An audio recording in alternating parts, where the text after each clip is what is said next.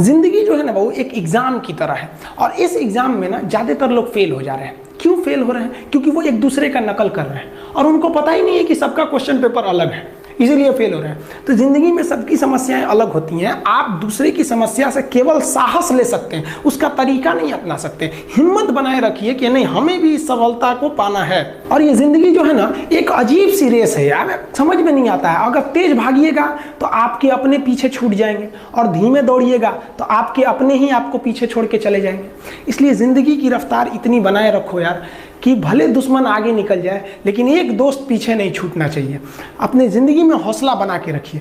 पतंग को पता होता है कि उसका अंत एक कचड़े में जाकर होगा, लेकिन उससे पहले उसे आसमान छूकर दिखाना होता है। पहाड़ों को चीरते हुए जब नदी निकलती है ना तो कभी नहीं पूछती है कि समुंदर अभी कितना दूर है, और नदी में गिरने से तो कभी किसी की मौत नहीं होती है। मरता तो वही है जिसे तैरना नहीं आता है। तो हम सब परिस्थितियों के आगे हार जाते हैं, हम हार जाते हैं। परिस्थितियां सबके सामने होती है, जो डट के रहा उसे मंजिल मिली, और जो नहीं डटा वो हार के चला गया। जब हमारे पास परिस्थितियां आती हैं, हम घिर जाते हैं चारों ओर से, तो हम परिस्थितियों को दोष देने लगते हैं, न कि उस परिस्थितियों से निकलते हैं। कोई मस्जिद जाता है, कोई मंदिर जाता है, कभी सोचा है भगवान को कितना बुरा लगता होगा? सोचते होंगे कि बंदा केवल हमसे मांगने ही आता है। यार कभी मिलने भी आया करो। हमको तो लगता है किसी दिन भगवान निकल के बोलेंगे कि यार केवल तुम लोग हमसे मांगने ही आते हो, कभी मिलने भी आया करो। तो भगवान से या अल्लाह से सबसे एक दुआ मांगिए कि आप हमको मुसीबत देना है, आप दीजिए। आप जिस तरह से हमें खुशी देते हैं उसी तरह से हम आपके दिए गए दुखों को भी अपनाएंगे, लेकिन हाँ उस दुख से लड़ने की हिम्मत भी जरूर दीजिएगा। और सबको अपने अपने कर्मों का पता होता है, यूं ही गंगा किनारे इतनी भीड़ नहीं लगी रहती। देखिए जिंदगी में आपसे भी कुछ गलतियां होंगी, और गलती किससे होती है? जो काम करता है, मेहनत करने वालों से ही तो गलतियां होती है। निकम्मों की तो पूरी जिंदगी निकल जाती है दूसरों में कमी ढूंढते ढूंढते। देखिए सफलता और असफलता में थोड़ा सा का अंतर है। सफलता आपका परिचय दुनिया के सामने कराएगी, और असफलता दुनिया का परिचय आपसे करा देगी। इसलिए सफल जरूर होइए। देखिए 97% लोग जो है ना वो थक के किसी काम को छोड़ देते हैं, और जिंदगी भर उन 3% लोगों के लिए काम करने लगते हैं जो कभी भी हार नहीं मानते। मेहनत बता देता है कि परिणाम कैसे मिलेगा, वरना परिणाम तो बताता ही है कि आपका मेहनत कैसा था।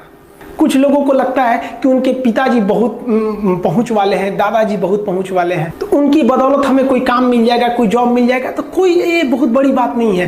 पहचान से मिला काम बहुत देर तक नहीं रहती है, लेकिन काम से मिलने वाली पहचान आजीवन रहती है। आप वाला हाल कभी मेरा भी रहा है, इसलिए मैं आपकी परेशानी समझ पा रहा हूं, है ना। मेरा हाल ऐसा रहा कि मैं जिस भी एग्जाम में बैठा टॉपर रहा, गोल्ड मेडलिस्ट रहा, हर जगह पर हमेशा आगे आगे उड़ता रहा। अपने आप को समझने लगा कि मैं तो बहुत बड़ी चीज बन गया हूं। लेकिन फिर वही वाली बात कि जब आप बहुत बड़ी चीज बन जाते हैं तो लोग कहते हैं कि आप कुएं के मेंढक हैं, एक बार निकल के समुंदर का दर्शन करके आइए, तब आपको पता चलेगा कि आप क्या बन गए हैं। आपका RAS प्री निकला है, SI निकला है, मैं आपको इसी पे बताता हूं। मैं साहब IIT में एडमिशन लिया तो उस समय मेरी ऑल इंडिया रैंक IIT के अंदर जी थी, वो 41 थी, जिसके आधार पर मुझे एडमिशन मिल रहा था। मेरी परसेंटाइल थी 99.41, है ना। तो बहुत अच्छे से मेरा IIT कानपुर में एडमिशन हुआ साहब।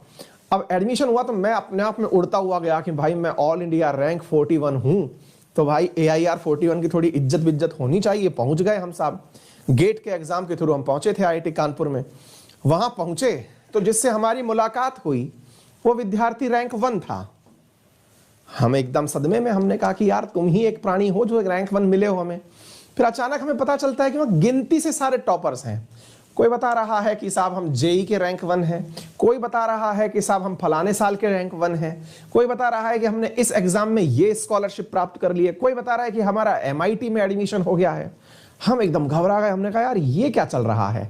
तो कहने का अर्थ ये है मित्र कि हम जिस सर्कल में रहते हैं हम उसके टॉपर जरूर हो सकते हैं, लेकिन इस दुनिया में हमारे ऊपर कोई ना कोई शेर जरूर बैठा है। इसलिए एक कहावत भी है राजस्थान में, हर शेर को एक सवा शेर जरूर मिलता है ना। हम अगर शेर हैं तो हमें सवा शेर जरूर मिलेगा।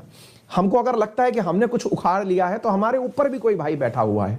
वही मैं कई बार सोचता हूं कि गलती से अंकित अवस्थी तुम्हें यह लगने लग जाए कि तुमने बहुत कुछ जीवन के अंदर पा लिया है, तो फिर अचानक रियलाइज करो कि बेटा तुम्हारे जैसे ना इस शहर में इतने लोग हैं कि सरकार उनकी जनगणना तक नहीं करवाना चाहती है कि कितने करोड़पति शहर में रहते हैं। कारण यह है हमारा अपना कैलकुलेशन का तरीका है। आज आप जिस शहर में रहते हैं उस शहर के अंदर देखिएगा कि एक चौराहे पर एक घर ऐसा जरूर होगा या एक प्लॉट ऐसा जरूर होगा जिस भी शहर, गांव, देहात में जहां भी रहते हो, जिसकी कीमत करोड़ों में होगी। आपके शहर के अंदर एक ना एक सिटी सेंटर जरूर होगा जहां पर कोई प्लॉट, कोई दुकान जिसकी कीमत करोड़ों में है। आप विचार करिए कि वो करोड़ों वाले कितने लोग होंगे इस पूरी धरती पर।